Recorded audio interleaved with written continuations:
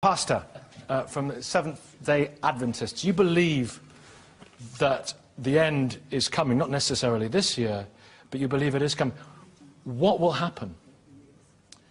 Yeah, I believe the end is coming. What will happen is, according to the biblical record, Christ will descend from heaven with his angels, and he's coming to take those who have accepted him and been saved by his grace. Can I just, will this literally happen? It will literally happen. The sky will... There'll be the sound of the trumpet. There'll be the voice of the archangel. There'll be the appearance of Christ, literally, with his angels. Yeah. He's coming to take those who have accepted him and believe in him and rescue them from this earth. He's going to bring in justice and righteousness. Will the sky part? The sky is going to open. According to the biblical record, the sky is going to open. He's going to descend with his angels, and he's coming to take those who have been saved by his grace. Pretty mean-spirited Christ. Well, no, hang on. No, listen. Wait a minute. Wait a minute. You're not going to be laughing soon, I'll tell you that. Listen. It says this is all in the Bible, isn't it? It's in Revelations and Thessalonians, and it's in Revelation, John. It's in Thessalonians. Yeah. It's in the book of John. Yeah. What happens then? What happens during there's a thousand-year period? What happens then? Yeah, there's a period of 1,000 years, and the 1,000 years begins at the coming of Christ.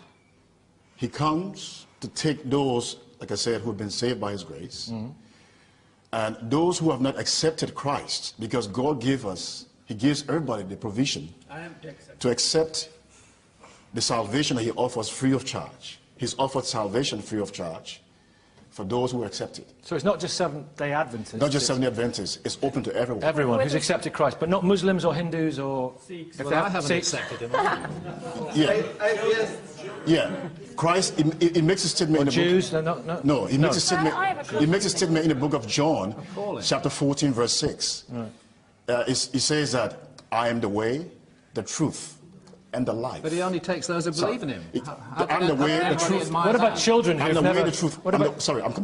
I'm the way, the truth, and the life. Yeah. No one comes onto the Father except through me. It's a radical statement. It is a radical statement. It's a radical statement. It's an exclusive statement. It's a radical statement. Absolute rubbish. Okay, tell me about that. What would you like to say? Sorry, let me just finish. Okay. No. So what I say is that salvation comes through only Christ. Salvation comes through him. So,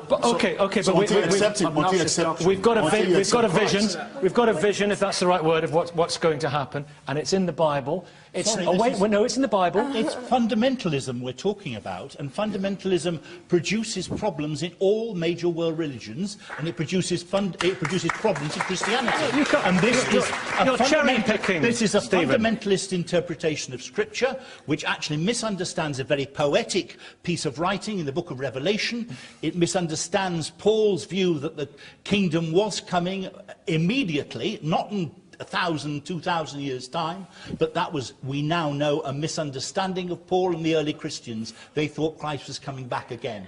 We now work on an entirely different basis in the mainstream. It's in the New Testament. But so what? There are things in the New Testament, Nicky, which we actually have to reinterpret in the light of biblical criticism and modern understanding of Scripture. And this fundamentalist approach doesn't work.